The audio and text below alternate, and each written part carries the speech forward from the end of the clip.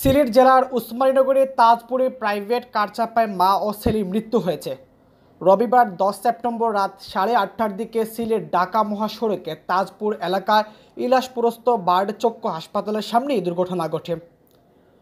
নিহতরা হলেন দক্ষিণ সুরমা উপজেলার কামালবাজার এলাকার শুক্কুর আলীর স্ত্রী সালমা বেগম ও তার ছেলে আব্দুল কাইয়ুম।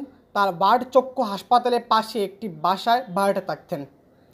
ঘটনার সময় রাস্তা পার হতে গিয়ে তারা বেপরোয়া গতিতে প্রাইভেট কারের নিচে চাপা পড়েন।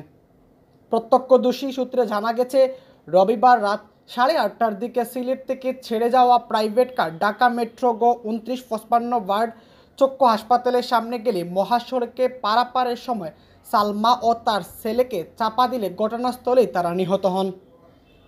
খবর পেয়ে তাজপুর ফায়ার সার্ভিসের একটি টিম ঘটনাস্থলে পৌঁছে লাশ দুইটি উদ্ধার করে Sylhet MAG Usmani medical college হাসপাতালে প্রেরণ করে। দুর্ঘটনা ও নিহতের বিষয়টি নিশ্চিত করেছেন ঘটনাস্থলে উপস্থিত থাকা উসমানীনগর থানায় এসআই সবিনয় বুদ্ধ।